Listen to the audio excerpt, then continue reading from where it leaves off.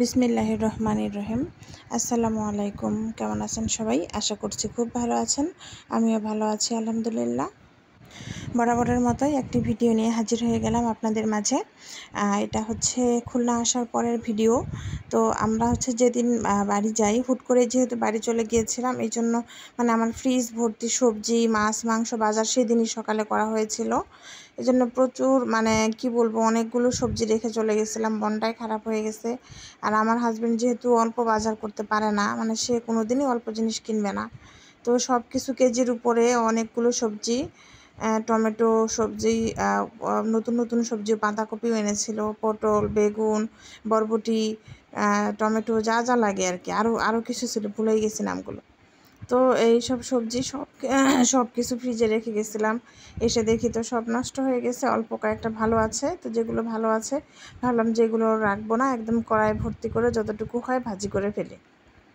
আর এত বাসি সবজি তো তরকারি তো কেউ এমনিতে সবজি তরকারি খেতে আমার ভালো লাগে না। তো এটা তো আরোই খাবো না। তো এই জন্য ভাবলাম যে ভাজি করে ফেলি। তো ভাজির সাথে আর একটু মাসকলাই ডাল রান্না করি। তো আমি যে সবজি ভাজিটা বসিয়ে এখন এই যে ডালটাও বসে, আজকে একটু মাসকলাই ডালটা একটু অন্যরকম করে রান্না করব। আমি নর্মালি বাঘার দিই না, আজকে একটু বাঘার দিব। এই যে পেঁয়াজ রসুন দিয়ে আর একটু যে আদা বাটা দিয়ে, আদা বাটাটা বাঘারে দিলে ভালো লাগে খেতে। আর একটু সামান্য জিরা দিয়েছিলাম আর হলুদ দিয়ে যে মাসকলাই ডালটা গুলিয়ে রেখেছিলাম আগেই। তাহলে হচ্ছে যদি সরাসরি ডালটা দিয়ে দিই পানির মধ্যে, তাহলে ওই যে লামস থাকবে, গুটি গুটি থাকবে। আর ওই যে কাঁচামরিচও দিয়ে দিয়েছি কিছু, মেয়ে খাবে তাই জন্য আর গুঁড়ামরিচটা দিইনি। আর এই যে কড়াই ভর্তি করে দিয়েছি ভাজি। এখানে আলু দিয়েছি অল্প একটু, আর পটলই বেশি, আর বেগুন ছিল 2টা। তো সব কিছু দিয়ে দিয়েছি একসাথে, ভাজি হবে একটা মজার। তো ভাজিটা খেতে ভালোই হয়েছিল। আর যে কোনো সবজি ভাজি খেতে ভালোই লাগে, শুধু তরকারিটা ভালো লাগে না। ঝোল ঝোল বা যেটাই হোক, একটু তেলে ভাজি করলে খেতে ভালো লাগে। যদিও আমি ডায়েটে আছি, তেল কম খাচ্ছি এখন, অনেক কম তেল দিব এখন থেকে।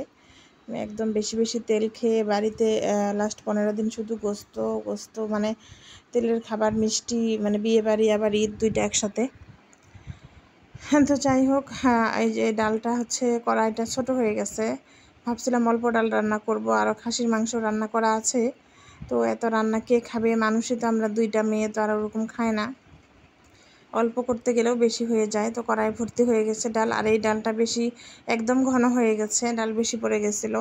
আর অল্প দিলে ভালো হতো। আর ঘন ডাল, এই জন্য কড়াই ভর্তি করে পানিও দিয়েছিলাম। আর আমি কিছু জিরার গুঁড়া দিয়ে দিলাম ডাল এবং ভাজি 2টাতেই।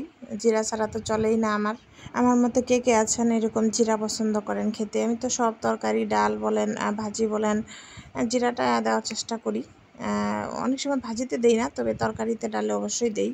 আমার আম্মুও দেয়। আমার আম্মু তো ভাজিতেও জিরার গুঁড়া, ধনিয়ার গুঁড়া দিবে। আসলে যার যেটা পছন্দ, যে যেরকম খেতে পছন্দ করে সেরকমই রান্না করে। তো যাই হোক, কথা বলতে বলতে আমার ডাল ভাজি হয়ে গেল। আর যেহেতু খাসির মাংস রান্না করা আছে, গরুর মাংসও রান্না করা আছে, তো আর বেশি কিছু করলাম না। ধন্যবাদ।